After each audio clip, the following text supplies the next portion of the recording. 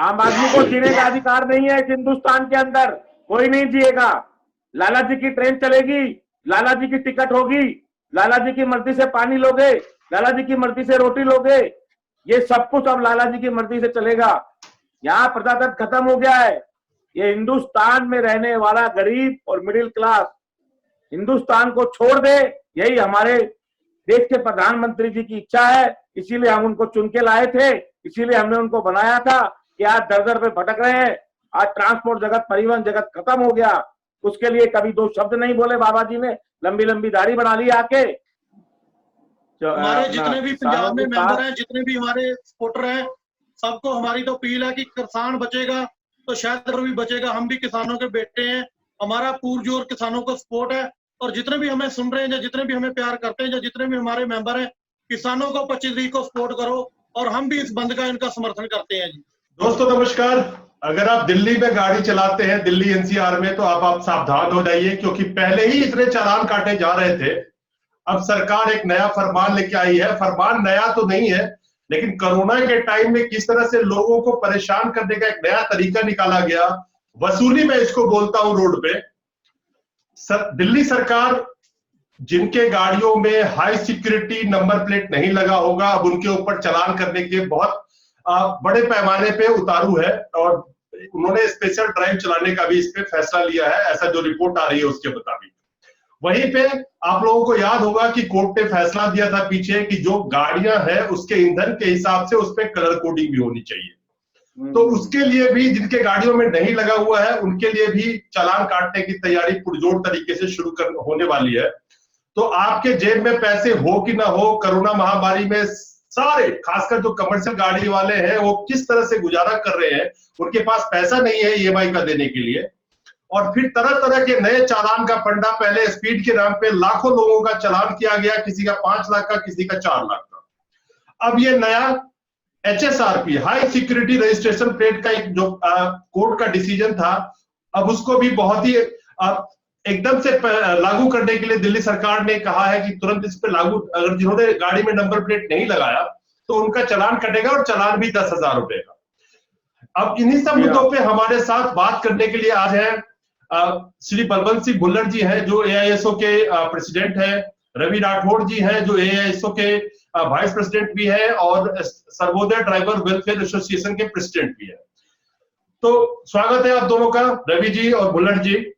आज जो कमर्शियल गाड़ी वालों के हालात है, और जिस तरह से रोजी रोटी को मोहताज है, व्यापार बिल्कुल खत्म हो चुका है। और अभी जो पीछे आंकड़ा आया है, एक सर्वे के मुताबिक कम से कम 3 लाख जो ड्राइवर्स थे, जब खासकर मैं टैक्सी ड्राइवर्स की बात कर रहा हूं, उनकी जॉब खत्म हो गई, या वो जो गाड़ी चला रहे थे वो गाड़ी बेच के अपने घर बैठ गए। 3 लाख ड्राइवर, 73,000 करोड़ रुपए की ये टैक्सी बाजार है। लास्ट माइल कनेक्टिविटी की जो मार्केट है 73,000 करोड़ रुपए के है।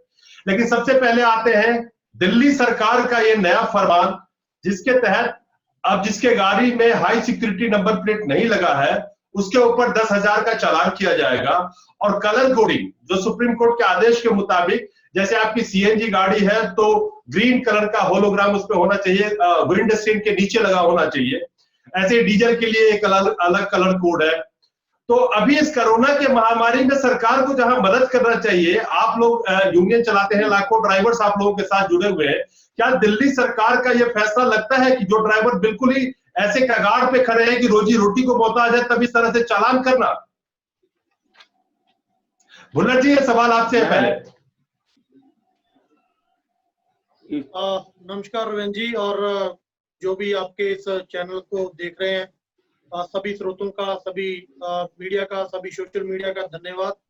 और जो आपने सवाल रखा है जी दिल्ली सरकार का, और मैं भी आज अखबार पढ़ रहा था, तो आज जो हाई सिक्योरिटी प्लेट के जो रेट है, वो भी जो 70 रुपए की हाई सिक्योरिटी नंबर प्लेट थी, वो 365 रुपए की कर दी गई है। लगभग उनके अंदर भी बहुत ज्यादा बढ़ोतरी करी गई है, 70% की। बात आप दूसरी आपने कही है कि 3 लाख ड्राइवर्स की, टैक्सी ड्राइवर की जॉब चली गई है। बिल्कुल ठीक है अरविंद जी, ये आपने उन लोगों का आंकड़ा दिया है जो जॉब करते थे। लेकिन कहीं ना कहीं एक वो भी सेगमेंट है, जैसे ब्लैक एंड येलो टैक्सी, जो किसी गिनती में नहीं आती है, लगभग 17-18 हजार वो भी लोग हैं और वो भी आज रोजगार से मोहताज हो रखे पिछले 6 महीने से।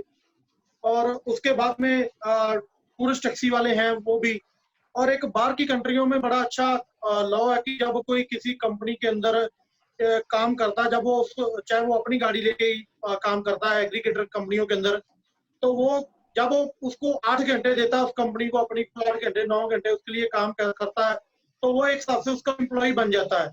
तो वो भी डाटा एक बहुत बड़ा है और ये डाटा हो सकता है 2-3 गुना और ज्यादा बढ़ सकता है या बढ़ेगा या बढ़ा हुआ है।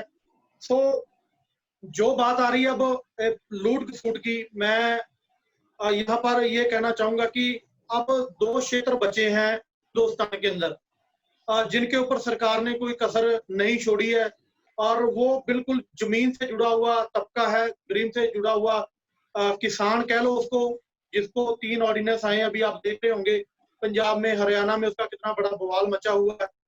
और कहीं ना कहीं किसान जो अन्नदाता कहलाने वाला, जब इसको अन्नदाता का नाम दिया गया था, तो उसी तरह एक ड्राइवर को भी साथ ही नाम दिया गया था। दोनों ही चीजों के ऊपर सरकार की बड़ी माड़ी नजर है, और इनको ये गलतफहमी हो रखी है कि ये लोग बोलते नहीं है। और ये हकीकत बात भी है, सच बात भी है, क्योंकि हमारी कहीं ना कहीं एकता ना होने की वजह से वो जो सरकार को लगता है, हमारी सबसे बड़ी गलती ये है जी कि हम पीली प्लेट की गाड़ी ले लेते हैं। जो व्यापार करते हैं 2 नंबर में, उनको सरकार सब कुछ छोड़ देती है, और जो व्यापार ईमानदारी से टैक्स पे करके, रोड टैक्स करके पे करके, एमसीडी टोल पे करके, या स्टेटों को टैक्स पे कर करके गाड़ियां लेते हैं जो लोग, उनके ऊपर लूट खसूट का सरकार ने बड़ा अच्छा एक षड्यंत्र बनाया हुआ है। कभी इंश्योरेंस बढ़ा देनी, कभी कैपिटल अमाउंट फिक्स कर देना, जब पिछले साल में हुआ था, या फिर अब नंबर प्लेट के प्राइस बढ़ा देने, या फिर स्टेट टैक्स बढ़ा देने। और अभी लेटेस्ट मुद्दा आपने देखा होगा कि जब 31 दिसंबर तक का टाइम दिया गया था, तो दिल्ली के अंदर और पंजाब के अंदर एंट्री वसूलने जानी शुरू होगी कि लेट फीस भी होने लगे। सो कहीं ना कहीं ये जो इस समय पे कोरोना महामारी के समय पे जो इन लोगों को, चाहे किसान हो चाहे वो ड्राइवर हो, इनको राहत देनी चाहिए थी कि आप लोग गाड़ियां चलाएं, आपकी फिटनेस परमिट जैसे 31 दिसंबर तक वैलिड है, इनको और 6 महीने के लिए एक्सटेंड किया जाना चाहिए। इस तरह की राहत देनी चाहिए थी, बल्कि इंश्योरेंस के अंदर सब्सिडी देनी चाहिए थी। वो ना दे करके लूट खसूट इतनी तरीके मचा दी है कि मेरे ख्याल में तो शायद पुलिस को ये ऑर्डर कर दिए हों कि भाई आगे सैलरी देने के लिए पैसे नहीं है, जो चलान करके लाओगे, इतने करके लाओगे तो ही शायद सैलरियां ले पाओगे। आज इतने बुरे हालात है दिल्ली के अंदर गाड़ी चलाने के, मेरे को लगता है गाड़ी छोड़ के बंदे को बाइक या कुछ साइकिल लेके चलाना शुरू कर देना चाहिए, क्योंकि चलाना बहुत मुश्किल हो गया। राठौर जी, आप हमारे साथ जुड़े हैं, आप बताइए कि अभी करीब करीब जो आंकड़ा आया है 50 लाख गाड़ियां, यानी कि 2 व्हीलर में कह रहे हैं कि जो हाई सिक्योरिटी नंबर प्लेट नहीं लगा हुआ है, 21 लाख कार का डाटा बता रहे हैं, 70 लाख गाड़ियों का चालान करने के लिए ये एनफोर्समेंट वाले रोड पे उतरेंगे। आप कोरोना के टाइम में काम नहीं है, खासकर टैक्सी वालों को ज्यादातर निशाना बनाया जाता है। हम 2 व्हीलर वालों की बात करें, सबसे ज्यादा नौकरी बेचारे वो कहाँ नौकरी कर रहे हैं, क्या कर रहे हैं, किस तरह से गुजारा कर रहे हैं, बाइक लेके कहाँ जा रहे हैं, किस हालात में जा रहे हैं। तो अभी जबकि कोरोना के टाइम में दिल्ली सरकार ने 5-5 हजार रुपए की सहायता की बात करी थी, वो कहाँ गायब हो गया किसी को नहीं पता। मतलब 5-6 लाख ड्राइवर्स में से मुश्किल से 1 लाख लोगों को भी मिला या नहीं मिला, कुछ नहीं पता। लेकिन इस वक्त में इस तरह का लाना कि हम 70 लाख लोगों का चालान काटने के लिए और उतारू होंगे, स्पीड के चालान के नाम पे किस तरह से लोगों को परेशान किया जा रहा है, ये भी आपने देखा होगा। तो 40 की स्पीड की बात थी जिसपे हम लोग प्रोग्राम कर चुके हैं। राठौर साहब, लगता है आपको कमर्शियल गाड़ी वाले जी पाएंगे? बिल्कुल आपका सवाल सही है, और जो अभी कुछ समय पहले भी देखा गया था कि ये इन्फोर्समेंट की कुछ 30-35 गाड़ियों का उद्घाटन किया था माननीय मुख्यमंत्री जी ने, और उसी प्रकार सड़कों पर उतारा गया था कि जितने भी टैक्सी वाहन हैं, चाहे वो ऑटो हो, टैक्सी हो, काली पीली हो, कोई भी हो, कि सबसे वसूली करके लाइए। तो जिस प्रकार कोरोना महामारी 6 महीने हमारी गाड़ियां घरों में खड़ी रही, हमने काम नहीं किया 1 रुपए का भी, तो हम लोग टैक्स कहां से भरेंगे? और पहली बात, हमसे टैक्स लिया क्यों जाएगा? जब गाड़ियां ही नहीं चली तो टैक्स किस बात का देना, पहली बात। अब उसके बाद जब इन्होंने वसूली करने के लिए अपने आरटीओ डीटीओ दफ्तर खोल दिए कि आइए टैक्स भरिए, अब टैक्स के साथ साथ ये हजार रुपए की जो भी आज तक की पेनल्टी है वो पड़ने लगी, वो भी सारे ड्राइवर भाई भरने लग गए जिनको जानकारी ही नहीं थी। उसके खिलाफ हमने आवाज उठाई तो उसका ऑर्डर हुआ है। मतलब कुल मिला के सरकार इस परिवहन जगत से जितना चाहती है उतना बटोरने के चक्कर में लगी हुई है। इनको इससे मतलब नहीं है कि ये चालक समाज, ये ड्राइवर, ये टैक्सी वाले, ऑटो वाले ये कहां से लेके आएंगे, इनको इससे कोई मतलब नहीं है। अच्छा, एक बहुत ही अहम सवाल यहाँ पे जो द प्रिंट के रिपोर्ट के हिसाब से दिल्ली के ट्रांसपोर्ट डिपार्टमेंट के अधिकारियों का कहना है कि जो हाई सिक्योरिटी नंबर प्लेट के लिए मटेरियल चाहिए थी वो मटेरियल उनके पास था ही नहीं, यानी कि पहले लोगों को वो अवेलेबल नहीं कराया गया, जिसकी वजह से बहुत सारे लाखों लोगों ने नहीं लगा पाए होंगे। तो जब मटेरियल अवेलेबल नहीं था तो एकदम से आप नोटिस निकाल दीजिए, फिर रोड पे किसी दिन उतर जाइए, 10-10 हजार के चालान काट दीजिए, तो ये कहां तक जायज है भुल्लर जी? ये जायज लगता है आपको? नहीं जी Arvind ji, security number plate लगाने का मेरे को कोई, शायद मैं आपसे ही पूछूं तो ज्यादा अच्छा, बाकी तो खैर किसी ने जवाब देना नहीं है, सब मौन है। हाई सिक्योरिटी नंबर प्लेट का फायदा क्या है? क्या वो रात को अपने आप जग पड़ती है? क्या वो गाड़ी चोरी होने से बचा लेती है? क्या वो कोई उसको चोरी करने आया तो वो स्टार्ट नहीं होती है? और हाई सिक्योरिटी जब नंबर प्लेट एक दूसरी भी नंबर प्लेट लगती है, मेरे को आज तक इस प्लेट में और दूसरी प्लेट में कोई खास फर्क नजर आया नहीं है। और या तो अगर बहुत ही हाई सिक्योरिटी नंबर प्लेट है तो सरकार साथ में गारंटी भी ले कुछ ना कुछ कि आपकी गाड़ी चोरी होएगी तो फिर हम गारंटी लेंगे इस प्लेट से चोरी नहीं होएगी, या तो कोई सरकार ऐसा कोई प्रावधान दे। बातों से बोल देना हाई सिक्योरिटी बन गई है, तो बातों से बोलने से हाई सिक्योरिटी नहीं बनती है। ये आपको पता है, सरकार जब कुछ स्कीम लेके आती है तो उसके वो फायदे तो गिनवा देती है, बेशक आपको फायदा हो या ना हो। सरकार का भी यही कहना है कि इससे चोरी नहीं होगी, इस पे बहुत सारे इंफॉर्मेशन सारे आपके होंगे, आपका जो कलर कोडिंग वाला स्टिकर है उस पे भी तो यही सब चीजें कह रहे हैं, उसमें भी वही चीजें वो कह रहे हैं।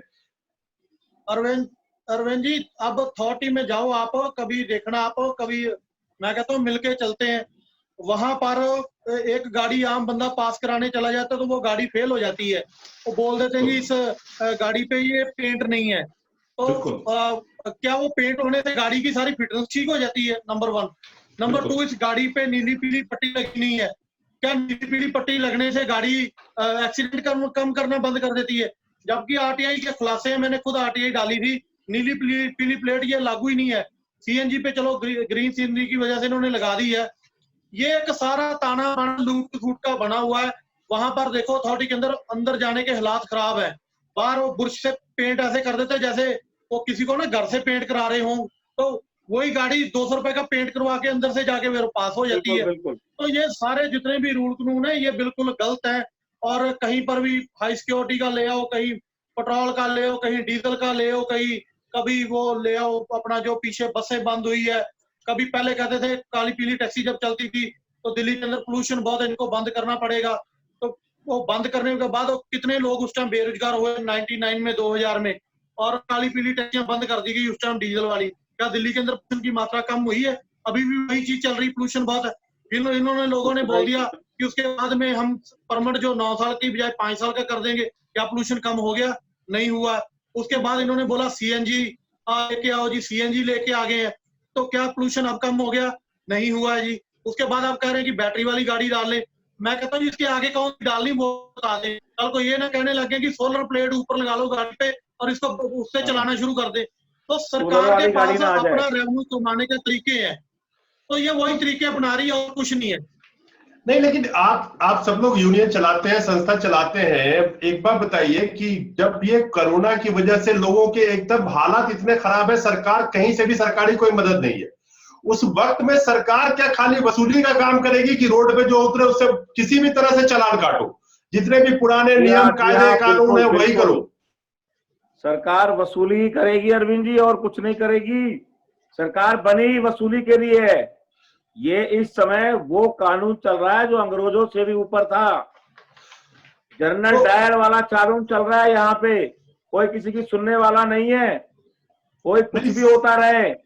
अभी देखिए ड्राइवरों से इतनी लूट खसोट हो रही है, बैटरी रिक्शा वालों से पैसा मांगा जा रहा है, ऑटो रिक्शा वालों को खड़े होने पे फोटो खींची जा रही है। टैक्सी वाला अगर ड्राइवर कहीं सड़क किनारे खड़ी करके अगर वो पेशाब करने भी चला गया तो पीछे से श्रीमान जी आते हैं और एक फोटो क्लिक करके ले जाते हैं और उसके घर पे 500 रुपए का पर्चा भेज देते हैं। अरे इस कदर लूट खसोट मचा के रखी हुई है सरकार ने, और जो ये पुलिस वाले जो छोड़ रखे हैं, अरे क्या चाहते क्या है ये? क्या हम इसी दिन के लिए सरकार को चुन के लाए थे? ऑटो टैक्सी वाले में क्या इसी दिन के लिए इनको लाए थे? इस कोरोना महामारी में 6 महीने घर में बैठे रहे। हमारे प्रधानमंत्री जी कहते हैं कि इतने करोड़ का पैकेज, उतने करोड़ का पैकेज। अरे भाई कहाँ है वो पैकेज? कब देंगे? जब मर जाएंगे तब देंगे क्या? जब ये ड्राइवर आत्महत्या कर लेंगे, खुदकुशी कर लेंगे, या उनकी मैयत पे भेजेंगे पैकेज को? अभी एक डेटा आया है जिसके हिसाब से गलत हो रहा है इस समय। अभी एक डेटा आया जिसके हिसाब से जो 73,000 करोड़ के आसपास की ये टैक्सी बाजार थी, वो अभी 25,000 करोड़ रुपए का नुकसान हुआ है। जो आंकड़ा आया उसके मुताबिक 3 लाख ड्राइवर के जॉब चले गए या धंधा पानी चले गए। सरकार कहीं से कुछ नौकरी या रोजगार देने के हालत में नहीं है, तो लोग जो अपना स्वरोजगार कर रहे हैं सरकार उस पर भी वसूली करने पे उतारू है। कम से कम लोग जो अपना रोजगार कर रहे हैं, छोटे व्यापारियों की बात कर रहा हूं मैं, उन व्यापारियों की बात नहीं कर रहा हूं जो एयरपोर्ट और रेलवे स्टेशन खरीद रहे हैं। आप समझ रहे हैं ना, वो तो बड़े बड़े हैं, सरकार के चहेते हैं। तो जो छोटे व्यापारी काम कर रहे हैं, अरे सर रेलवे स्टेशन खरीद रहे थे अरविंद जी, थोड़ा सा अभी देखो ना, किसान कहां से कहां, पंजाब, हरियाणा, उत्तर प्रदेश, सब जगह चले आ रहे हैं। उनकी जमीनों पे कब्जा किया जा रहा है, जबरदस्ती उनका अनाज खरीद के ये अंबानी और अदानी के गोदाम भरेंगे। तो ये रेलवे स्टेशन क्या सब कुछ खरीद के बेच देंगे?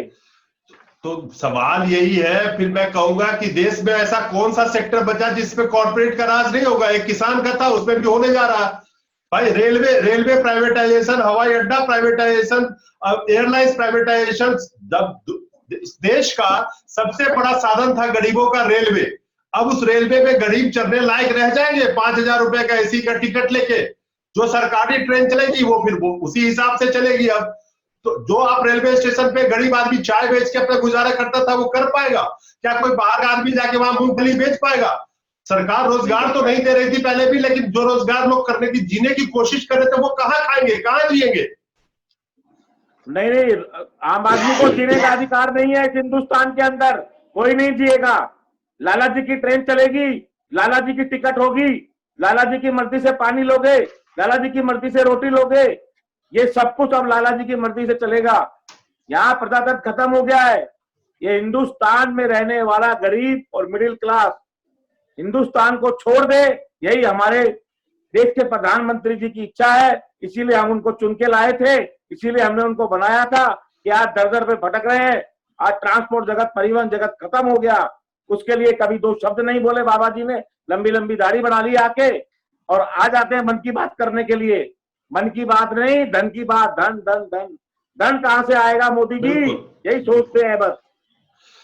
बुल्लर साहब, मैं आपसे आखिरी में ये पूछना चाहता हूं कि जिस तरह से कमर्शियल वाहन के जो चालक है, जो मालक है, जिनका दुर्दशा एकदम से, मैं कह सकता हूं, यही शब्द ठीक है, जो बहुत ही इस कगार पे पहुंच गए हैं, ईएमआई नहीं दे सकते, व्यापार है नहीं।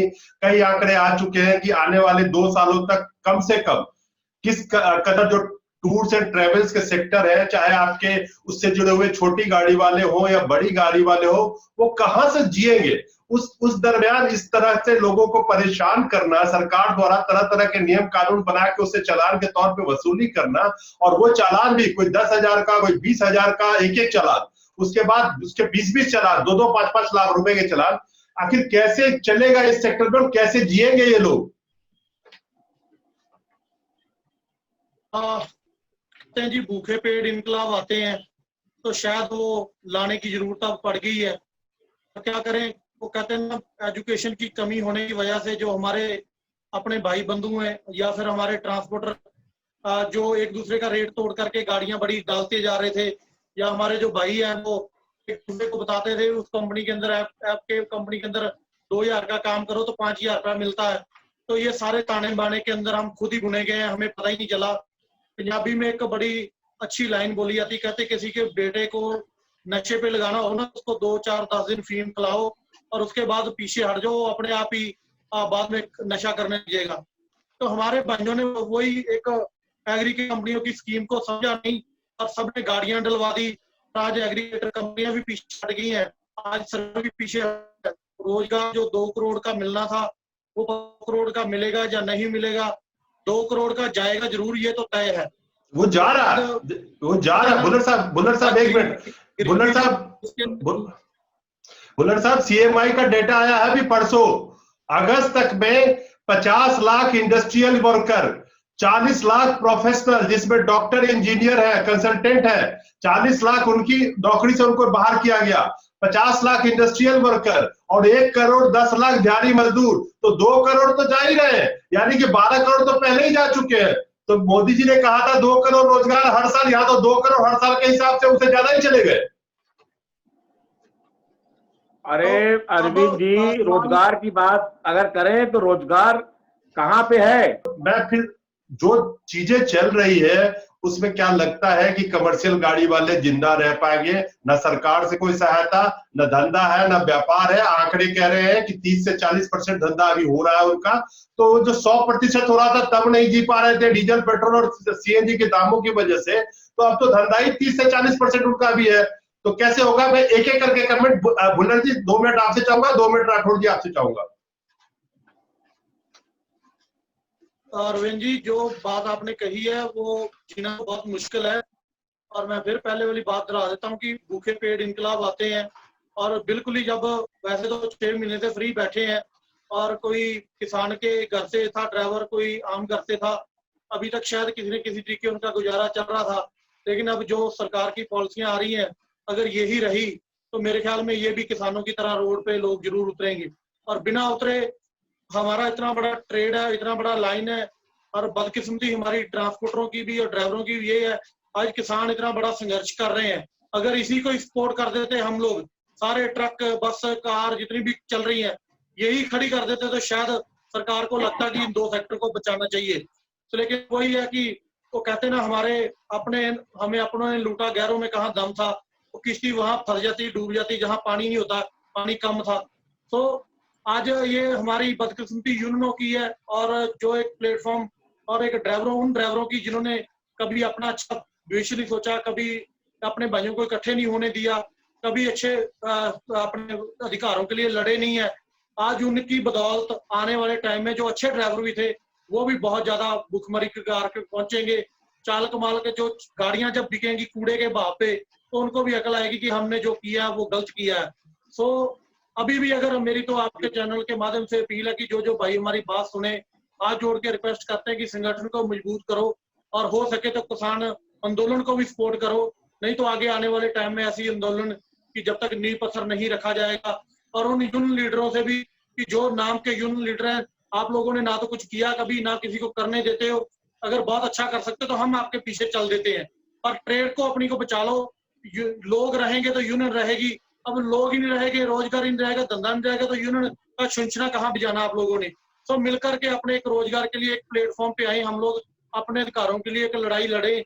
हमें भी अपने आंदोलन के लिए आगे तैयार रहना चाहिए। रहेंगे तो बचेंगे, नहीं तो फिर एक एक करके मरेंगे। कुछ खुदकुशियां कर रहे हैं और कुछ करेंगे। हाँ जी राठौर जी। अरविंद जी, आपका सवाल बहुत अच्छा था कि अब आगे रोजगार कैसे चलेगा। रोजगार तो साहब है ही नहीं। अभी आप सड़कों पे आपने देखा होगा कि टैक्सी ड्राइवर टैक्सी गाड़ियों में कोई कड़ी चावल बेच रहा है, कोई पेठा बेच रहा है, कोई सब्जी बेच रहा है, कोई कपड़े बेच रहा है, क्योंकि टैक्सी चला के तो गुजारा हो नहीं रहा है। जैसा हमारे बड़े भाई बुलवंत सिंह भुल्लर जी ने कहा कि भूखे पेट ही इंकलाब आता है, और ये बात सही है कि इंकलाब भूखे पेट ही आता है। और आज जो किसानों ने इंकलाब पैदा कर रखा है, यही मैं हमेशा से कहता चला आया हूँ। अपनी कहीं भी अगर मैं कहीं सोशल मीडिया पे या कहीं भी रहा हूँ तो मैंने हमेशा यही कहा है कि आप अपनी ताकत को पहचानिए। 19 करोड़ चालक है पूरे भारत में। जिस प्रकार आज किसानों ने आंदोलन किया हुआ है, अगर सारे देश के चालक भाई मिलकर आंदोलन करेंगे तो सरकार घुटनों पे आ जाएगी। आज हमें सरकार ने दिया ही क्या है, क्योंकि इन्होंने आपदा को अवसर बनाया है। मास्क नहीं लगाया तो 500 का चालान करवा लो, लाल बत्ती पार कर दी तो 5000 ले लो। बस ट्रांसपोर्ट में यही है, लूट खचोरी पूरी तरीके से मची हुई है। अगर शुक्रिया राठौर साहब टाइम खत्म हो रहा है हम लोगों का। अब तो में भी है, उनकी भी कोई समस्या तो उठवाओ, आवाज तो ऐसी उठानी पड़ेगी, क्यों?